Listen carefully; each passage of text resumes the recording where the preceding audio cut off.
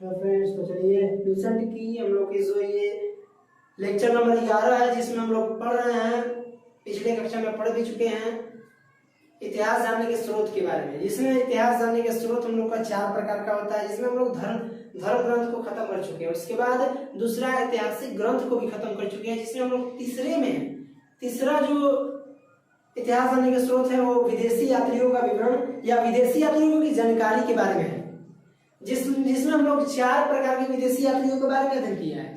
पहला जो हम लोग का चीनी यात्री, और दूसरा अरबी यात्री, तीसरा यूनानी और रोमन यात्री, और जो चौथा हम लोग का है वो हम लोग का है अन्य यात्री के बारे में। तो ये हम लोग 4 प्रकार के यात्रियों के बारे में हम लोगों ने देखा, और आगे भी हम लोग देखेंगे जो हम लोग को पढ़ना है। अब हम लोग क्या पढ़ रहे हैं, तो हम लोग चीनी यात्रियों के बारे में हम लोग अध्ययन कर चुके हैं पूरा विस्तार से।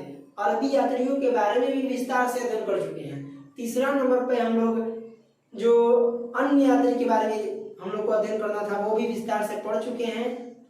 और अब हम लोग को पढ़ना है जो हम लोग का यूनानी और रोमन यात्री है, जिनमें हम लोग टेसियस और हेरोडोटस के बारे में जान चुके हैं। ये पहले यात्री टेसियस जो कि ईरान का राजवैद्य था, और दूसरा जो हम लोग का जो यूनानी और रोमन यात्री में से यानी कि यूनान के यात्री जो थे हेरोडोटस, जो कि फादर ऑफ हिस्ट्री कहा जाता है, यानी कि इतिहास के पिता कहा जाते हैं हेरोडोटस, जिनका संस्कृत नाम हरिदत्त है। और ये जो है ये पुस्तक की रचना की है, जिनकी प्रसिद्ध पुस्तक, जिस पुस्तक का नाम है हिस्टोरिका, जो हेरोडोटस द्वारा लिखी हुई पुस्तक है। और हेरोडोटस को इतिहास का पिता माना जाता है, या आप लोग जनक भी कह सकते हैं। इसमें कोई परेशानी की बात नहीं है। लूसेंट को हम लोग बिल्कुल बारीकी से पढ़ने वाले हैं। तो हम लोग आगे देख रहे हैं जो 2 हम लोगों ने यात्रियों के बारे में अध्ययन किया है यूनानी और रोमन में, वो एक टेसियस है जो टेसियस ईरान का राजवैद्य था, और दूसरा हेरोडोटस जो कि यूनान के रहने वाले थे। अगर आगे बात करें हम लोग रोमन और यूनानी और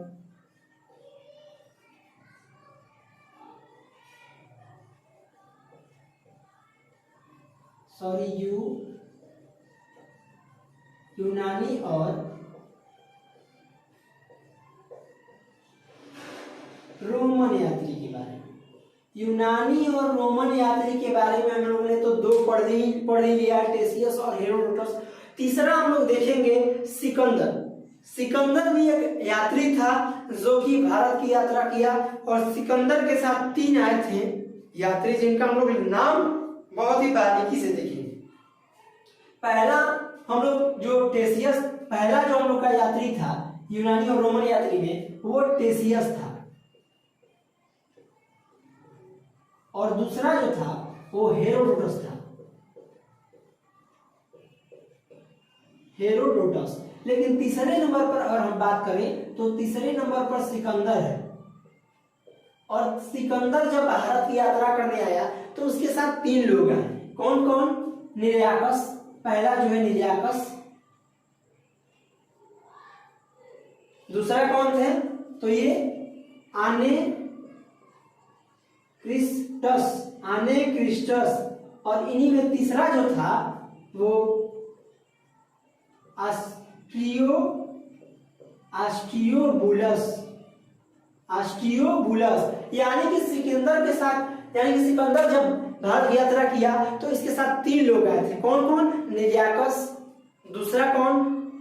आनेक्रिस्टस, और तीसरा जो लोग था जो है वो आस्ट्रियोबुलस है। ये 3 लोग, निर्याकस, आनेक्रिस्टस और आस्ट्रियोबुलस, ये तीनों लोग आए थे सिकंदर के साथ भारत की यात्रा करने के लिए, जो कि यूनानी और रोमन यात्री में आते हैं। अब हम देखते हैं सिकंदर जब निर्याकस जो है वो सिकंदर का जल सेनापति था। अगर क्वेश्चन में ये पूछ दिया जाए कि निर्याकस सिकंदर का कौन था, तो बिना आप लोग को ये डाउट हुए बिना ये आंसर टिक लगा देना चाहिए कि सिकंदर का निर्याकस जो लगता था वो जल सेनापति था। क्या था? जल सेनापति था। अगर चौथा नंबर की अगर बात करें हम लोग, तो चौथे नंबर पर हमारे आते हैं जिनका नाम है डाइमेक्स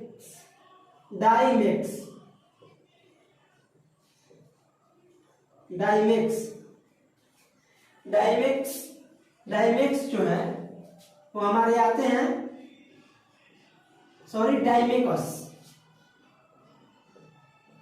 डाइमेकस जो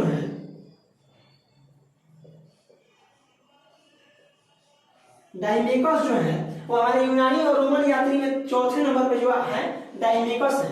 और डाइमेकस किसके दरबार में आए थे? तो जी हाँ, अशोक के पिता बिंदुसार के दरबार में आए थे। अशोक के पिता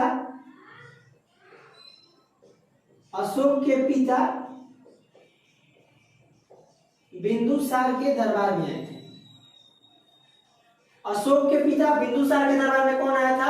डाइमेकस आया था, जो कि यूनानी और जो कि हमारे यूनानी और रोमन यात्री में से आते हैं। तो डाइमेकस अशोक के पिता बिंदुसार के दरबार में आए थे। और इनको भेजने वाला जो शख्स था वो जो सीरिया एक देश है, तो सीरिया के सीरियन नरेश कर देते हैं यहाँ पे,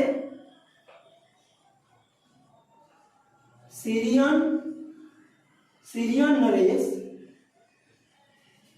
अंतियोकस।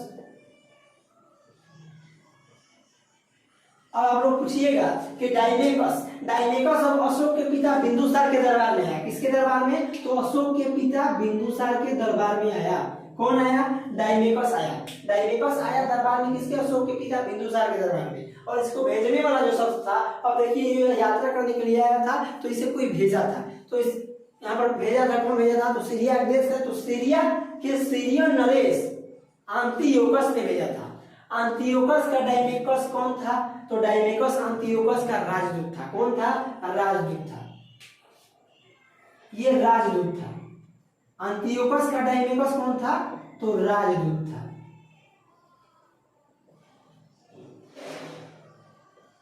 ये कौन था? राजदूत था। तो क्वेश्चन में पूछ दिया जाए कि डाइमेकस जो है अंतियोकस का कौन था? तो भेजा हुआ राजदूत था, जो कि हमारे भारत की यात्रा किया और यात्रा करके हमारे जो इतिहास को बताने का प्रयास, प्राचीन इतिहास को बताने का प्रयास करता है। और ये हमारे सारे जो यात्री हैं वो आते हैं और इतिहास को बताने का प्रयास करते हैं, जो कि हमारे बहुत प्राचीन इतिहास के बारे में बताते हैं। आगे हम लोग देखेंगे डाइमेकस के बाद आता है जो चौथे नंबर पे आता है, चौथे नंबर पे तो हमें जो आता है डाइमेकस आता है। लेकिन 5वें नंबर पे आता है डायोनिसियस। 5वें नंबर पे अगर बात करें तो आता है डायोनिसियस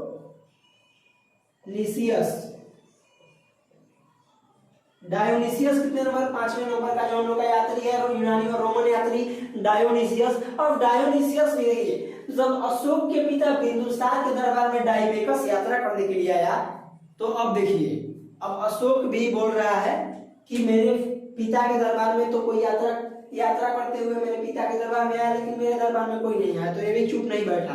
अब देखिए डायोनिसियस, जब डाइमेकस अशोक के पिता बिंदुसार के दरबार में आया, तो उसके पश्चात यानी कि उसके बाद डायोनिसियस जो है यूनानी और रोमन यात्री है, वो भी अशोक के दरबार में आते हैं। किसके दरबार में? अशोक के दरबार में। और अशोक के पिता के दरबार में कौन आता है? डाइमेकस आता है। तो डायोनिसियस के बारे में हम लोग देखते हैं। तो डायोनिसियस किसके दरबार में आया? तो डायोनिसियस किसके दरबार में आया? तो अशोक के दरबार में आया, अशोक के दरबार में। ठीक है। अब देखिए, जब यहाँ पे डाइमेकस को भेजने वाला कौन था? तो सीरिया के सीरियन नरेश अंतियोकस भेजा था। किसको भेजा था? डाइमेकस को भेजा था। तो डायोनिसियस को भी तो भेजने वाला कोई होगा। तो जी हाँ, कौन भेजा था? तो नाम बता देते हैं। तो ये मिस्र नरेश फिलेहेल्स ने भेजा था। कौन? मिस्र नरेश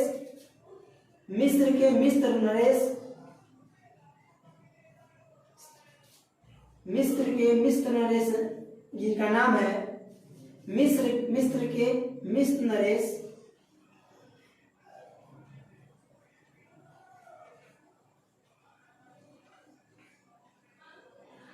फिलेहेल्स, जिनका नाम है, अगर आपको कोई दिख नहीं रहा होगा तो रहे हैं। डायोनिसियस को भेजने वाला कौन था? तो मिस्र के, ये भी एक देश है, तो मिस्र नरेश जो है फिलेहेल्स, तो ये फिलेहेल्स ने भेजा था। जैसे डाइमेकस को अशोक के पिता डायमेकस है, अशोक के पिता बिंदुसार के दरबार में आया। ठीक है, यहाँ तो ठीक है, लेकिन इसको भेजने वाला कौन था? तो डायमेकस को भेजने वाला था सीरिया देश के सीरियन नरेश एंटियोकस भेजा था। वैसे ही डायोनिसियस आया अशोक के दरबार में आया। ठीक है, तो उसको भेजने वाला कौन था? तो मिस्र नरेश फिलेहेल्स ने किसको भेजा?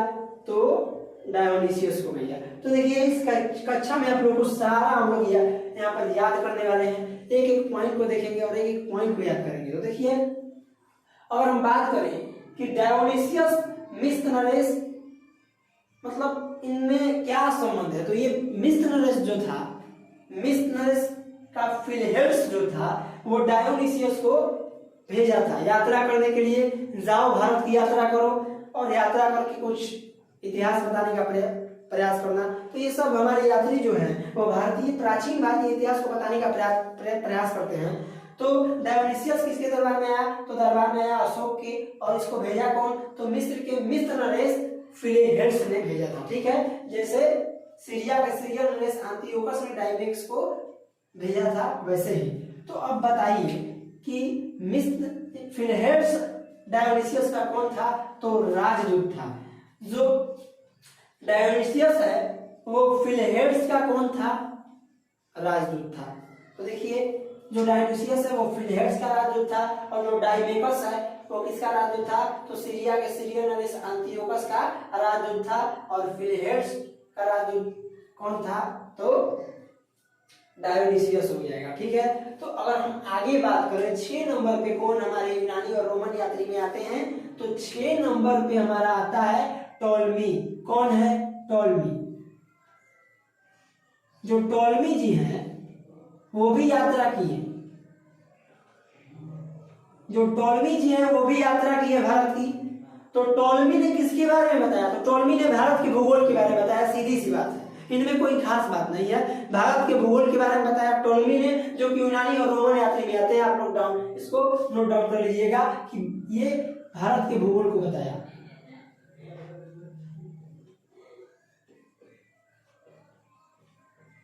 भारत का भूगोल किसने बताया? तो टॉलमी ने बताया।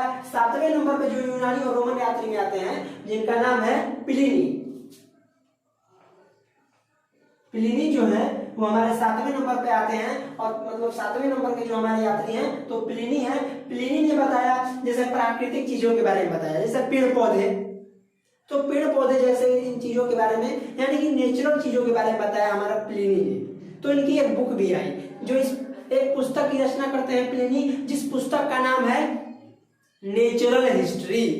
प्राकृतिक इतिहास के बारे में बताया। किसने बताया? प्लिनी ने। टॉलमी ने बताया भारत के भूगोल के बारे में, वैसा ही प्लिनी ने बताया किसके बारे में? तो प्राकृतिक इतिहास के बारे में। तो इनके बुक का जो नाम है वो नेचुरल हिस्ट्री है। तो नेचुरल हिस्ट्री किसके बुक का नाम है? तो प्लिनी का, जो कि 7वें नंबर पे हमारे यात्री आते हैं। और 8वें नंबर पे लास्ट हम लोग यात्री के बारे में पढ़ेंगे, जो कि यूनानी और रोमन यात्री में आते हैं। ये लास्ट हम लोग का होगा, और आगे हम लोग पढ़ेंगे जो इतिहास जानने के स्रोत, पुरातत्व के बारे में पढ़ेंगे, और हमारा जो पूरा इतिहास जानने का स्रोत 4 प्रकार का है वो समाप्त हो जाएगा, और रिजल्ट में हम लोग आगे की ओर बढ़ेंगे। तो देखिए पहले हम लोग 8वें नंबर पर देख लेते हैं। 8वें नंबर पे बहुत प्रचलित यात्री हैं जो कि भारत की यात्रा किए, जिनका नाम हम आपको बता देते हैं कि ये जिनका नाम है मेगास्थनीज। आप लोग नाम बहुत सुने होंगे इनका, ऐसा तो बात नहीं है। तो 8वें नंबर पे जो हम लोग क्या आते हैं? मेगास्थनीज। 8वें नंबर पे कौन आते हैं हमारे यात्री? तो मेगास्थनीज। जो हमारे मेगास्थनीज हैं ये भी किनके दरबार में है? तो ये भी है चंद्रगुप्त मौर्य के दरबार में है। किनके दरबार में? ये किनके दरबार में है? तो ये आए चंद्रगुप्त मौर्य के दरबार में।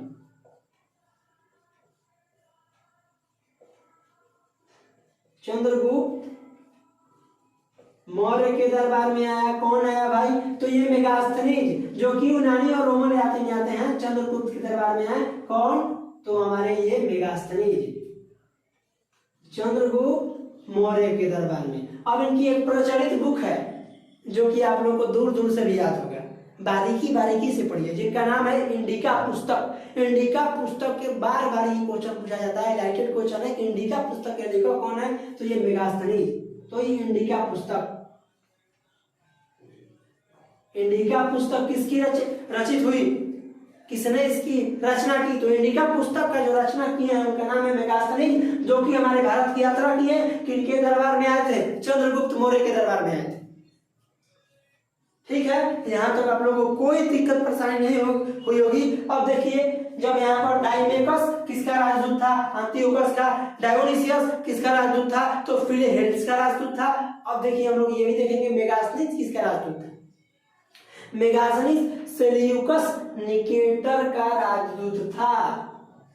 Seleucus Nicator, Seleucus Nicator,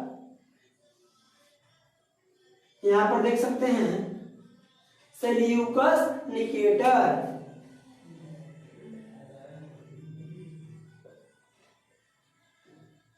Seleucus Nicator, अब ये राजदूत थे। राजदूत कौन था, तो मेगास्थनीज।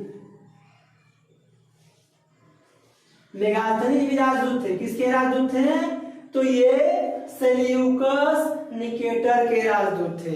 जैसे हम लोग ने देखा डाइमेकस किसके राजदूत थे, अंतियोकस के, डायोनिसियस किसके राजदूत थे, फिलेहेड्स के, वैसे ही हमारा मेगास्थनीज भी था, तो किसका राजदूत था, सेल्यूकस निकेटर का राजदूत था। यहाँ तो कोई दिक्कत परेशानी नहीं हुई होगी। तो उम्मीद है कि इस वीडियो में हम लोग जो पढ़े, क्या पढ़े, तो हम लोगों ने पढ़ा यूनानी और रोमन यात्री के बारे में। पहले नंबर पे कौन आता था, टेसियस। दूसरे नंबर पर सिकंदर के साथ जो 3 लोग हैं, निरियाकस, आनिस्ट्रिकेटस, उसके बाद अस्टियोबुलस, उसके बाद क्या आता है, तो उसके बाद डाइमेक्स चौथे नंबर पर आते हैं। 5वें नंबर पे डायोनिसियस आते हैं। 6वें नंबर पे आते हैं टॉलमी। 7वें नंबर पर आते हैं प्लिनी। 8वें नंबर पे हम लोग जो पढ़े यात्री के बारे में, उस यात्री का नाम है मेगास्थनीज। मेगास्थनीज द्वारा रचित पुस्तक का नाम इंडिका है। और मेगास्थनीज जो है चंद्रगुप्त मौर्य के दरबार में आया था। और उसके बाद हम देखेंगे मेगास्थनीज किसका राजदूत था, तो ये सेल्यूकस निकेटर का राजदूत था। तो यहाँ तक कोई दिक्कत परेशानी नहीं होगी। तो देखिए हम लोग, ये लेक्चर नंबर 11 था। तो आगे हम लोग वैसे ही लूसेंट, देखिए लूसेंट को स्टोरी की तरह पढ़ना है। ऐसा बात नहीं है कि लूसेंट कोई बड़ी बुक है, नहीं है। लूसेंट को हम लोग एकदम स्टोरी की तरह पढ़ेंगे, कहानी की तरह पढ़ेंगे। एक एक लाइन को समझेंगे, एक एक लाइन को छोड़ना नहीं है। आप लोग बने रहिए और अच्छे से अपना लूसेंट का तैयारी कीजिए और जाके कॉम्पिटिटिव एग्जाम की तैयारी करके अपना एग्जाम निकालिए। और निकाल के अपने जो भी आप लोग का सपना है उस सपने को पूरा कीजिए। तो आपके सपनों के साथ हम भी जुड़े हुए हैं। तो चलिए मिलते हैं हम लोग नेक्स्ट वीडियो में।